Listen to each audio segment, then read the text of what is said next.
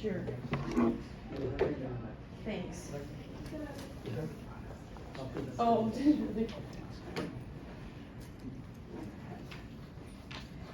Does it matter which one you guys plug it into?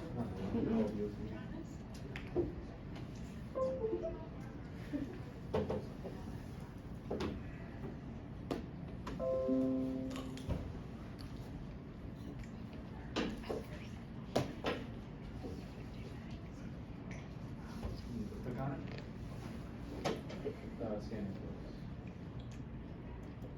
I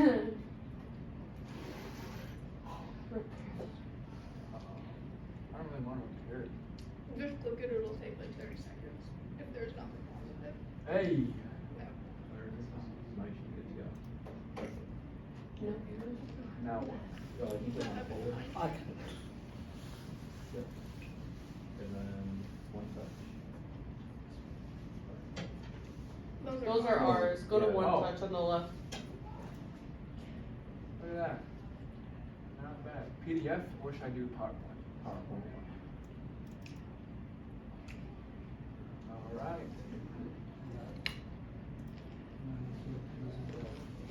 Alright. Okay. Alright. So, I did my data science presentation on Luke Kennard's effectiveness.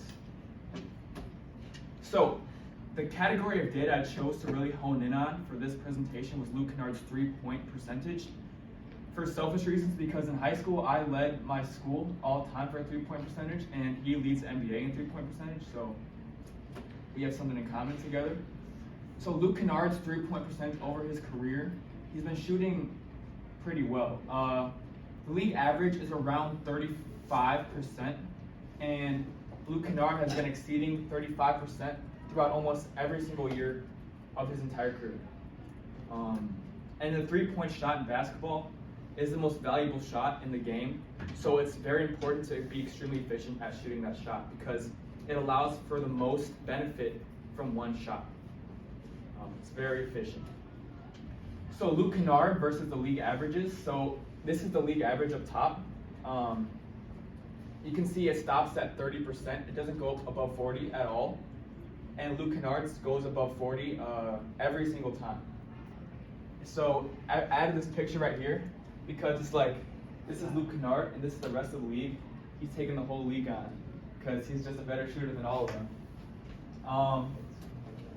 So a true shooting percentage is like,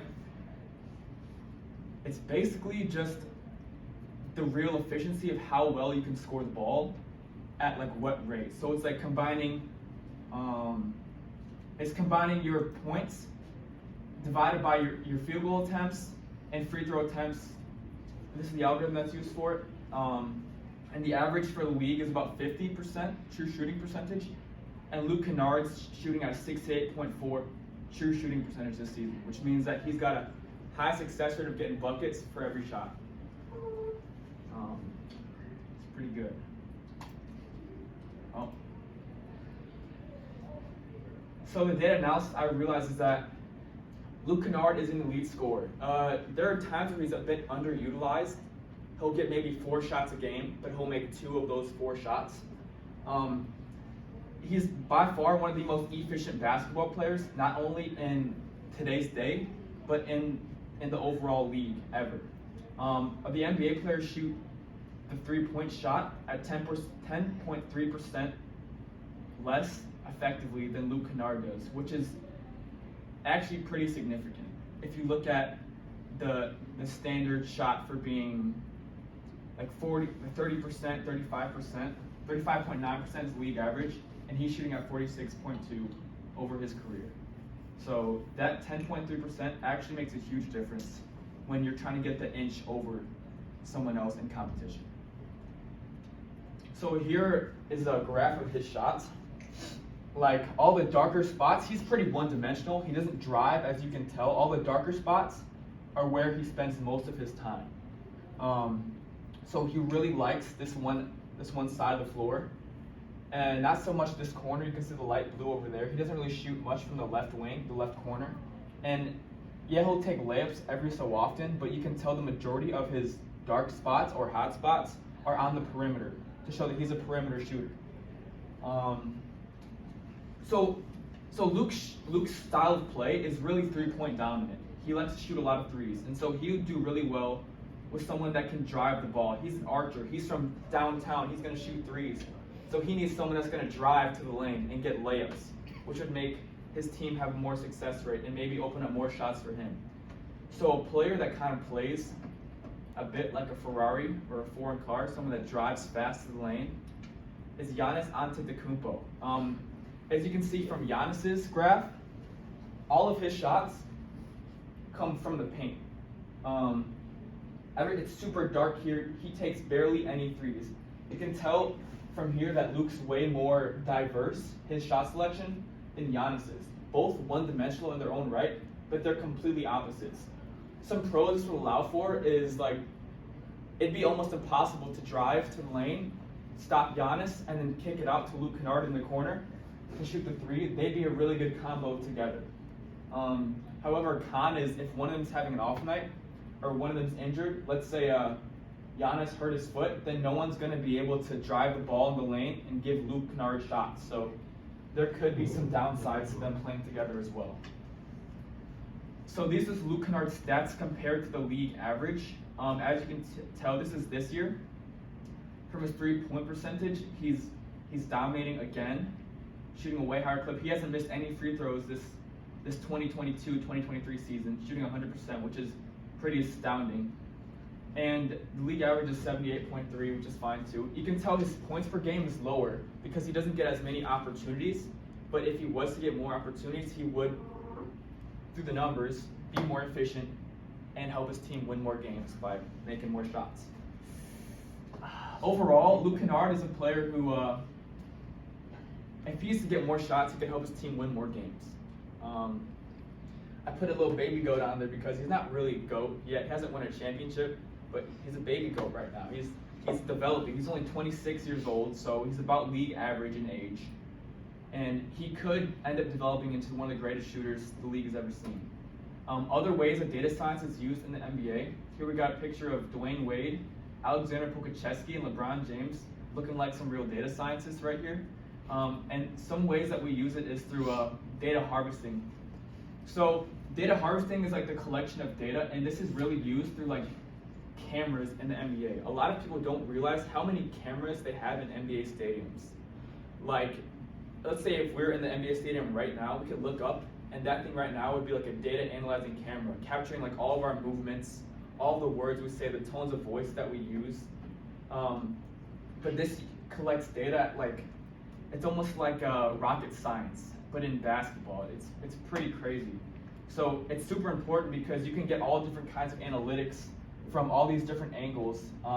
Here's a little graph. It's a bit blurry here, but it shows that cameras can be used to help tell another aspect, another story of the game. Machine learning in the NBA, machine learning algorithms have been used to like identify game patterns, game strategies. Coaches use machine learning to make different models. For example, if a coach was calling a certain play a certain amount of times, the data scientist on the NBA roster could say, hey coach, this play you call at this time works at X success rate. Or this play you call when this player's in the game doesn't really work out, so maybe call it when he's out of the game. And here's a picture of like the NBA, it was in, I think it was Japan. They made an NBA 3-point shooting robot who didn't miss any shots. It was just automatic every time, and that was AI is the future. So some more advanced metrics that is used in the NBA is we use player efficiency rating, true shooting percentage, which is my favorite stat, box plus minus, and all these are used to basically just help tell the story of how good a player really is and how much they can really help their team win. Data visualization in the NBA, this is one that's really starting to pick up now. You'll start to see a lot of different graphs maybe like on social media about different fans trying to explain different reasons for why NBA teams are doing things or ways that NBA teams can help out winning. That's Giannis's graph, if you can remember that one. Shows all his paint shots, but tools like Tableau and Power by Microsoft are used to create different types of graphs to help not only teach the executives, but enhance the player and fan experience as well. Because if a player can understand the data behind their aspects of their game, it can drastically improve how they play, making their movements much more efficient. And also used for fan analysis, like social media teams on the NBA side of things, they really dig deep into the social media aspect and fan engagement, trying to get as much fan engagement as possible. Little man here is pretty engaged to the point where he looks like he's about to stress out. He's going to grow some gray hairs.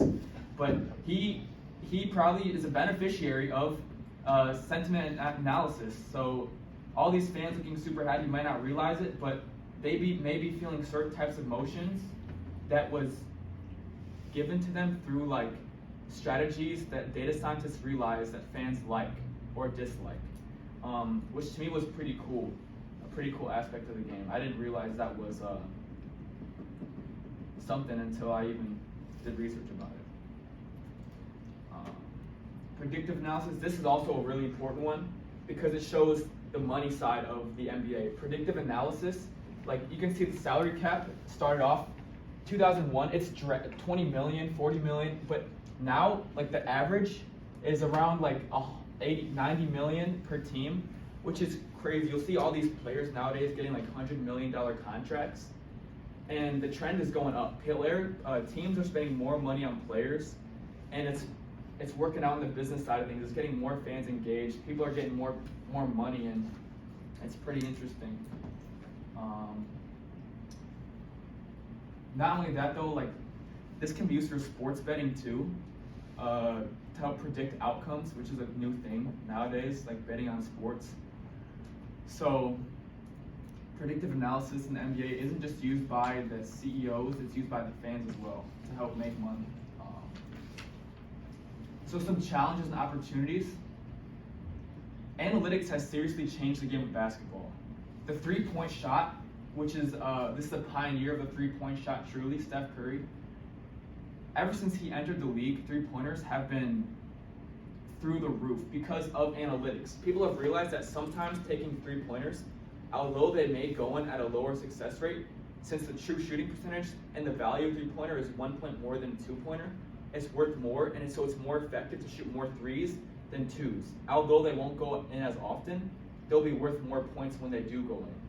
So the reason why I chose Steph Curry is because before he came into the NBA was more focused on shooting in the paint, just like how Giannis was doing, and he is still doing.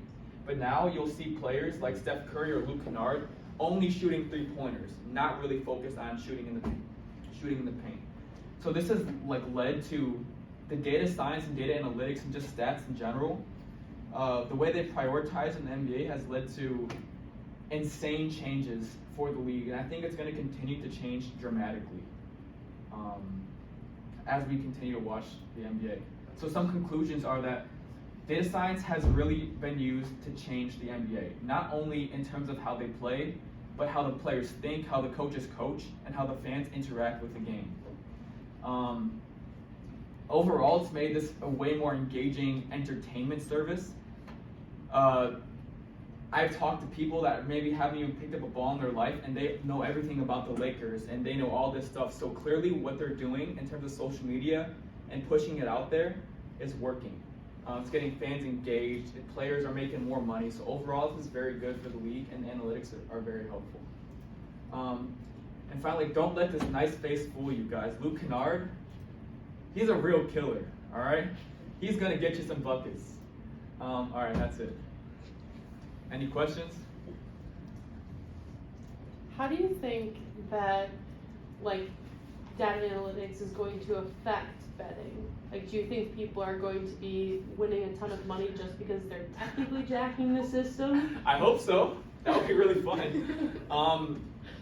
I've been thinking about that lately too, because also, as you can see, like now with AI coming more into play, I was talking to a friend yesterday who asked the Snapchat bot on his app, like, will Kevin Durant have 30 points this game? And will Kyle Lowry have 4 assists? Like, what's the over-under? You know what that is, over-under? And the bot said Kevin Durant will have 40 points, or 30 points, and the Kyle Lowry had 4 assists, and the bot was correct. So he made like $20 off of what an AI told him. Take that with a grain of salt though, because you don't really know how effective things are going to be, especially when you're dealing with sports. Like, I think the human aspect of the game is still extremely important, but so there was AI that was made actually last year that was 2 games away from predicting the NBA champions. All the NBA professional analysts were saying that the Boston Celtics weren't going to make it to the finals and they weren't going to win. But this one company's AI that they created with a certain algorithm said that the Boston Celtics were going to make it all the way to the finals and they were going to win. So the Celtics made it all the way to the finals. They didn't exactly win. But they made it to the finals. So the AI is getting pretty good. It's getting close. And the AI, in that sense, beat out the humans' expertise. Does that make sense? Mm-hmm. So they're getting pretty good, and analytics is getting pretty good. So I think it's important if you're going to start betting on sports and degenerating a little bit, make sure that you don't do it too much and keep everything in moderation. So going off of that, I have another question. All right, yeah. Do you think it's similar to insider trading, like with like a stock exchange? Do you think that that's like technically a bad thing because technically they're cheating on getting a certain outcome? Who's they? I'm saying like people who are using like an AI to basically detect who's going to get as many points or things like that. Do you think it would be kind of similar to people having like insider trading and making a ton of money off of that when a lot of people don't have that type of information? I'd say no.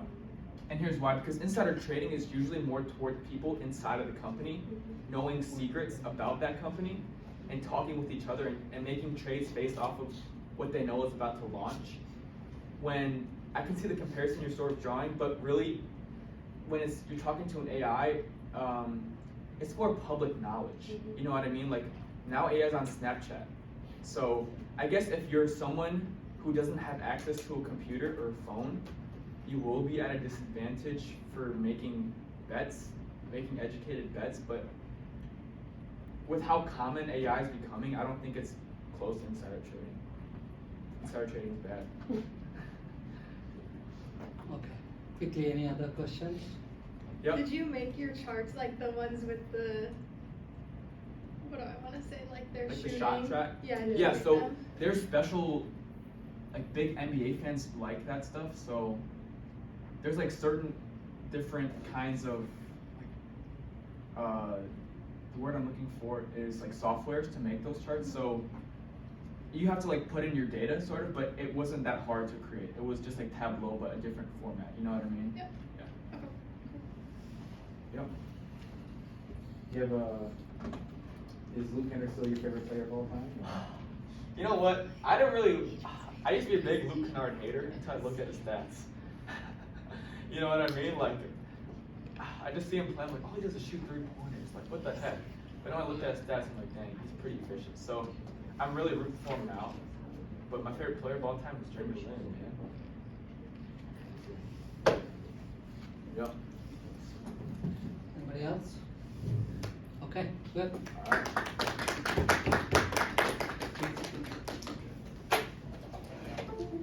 Who's your favorite player, bro? I have no idea. Huh? Good question. Yeah. I guess you're probably too brother. Facts. Jimmy Butler went crazy yesterday.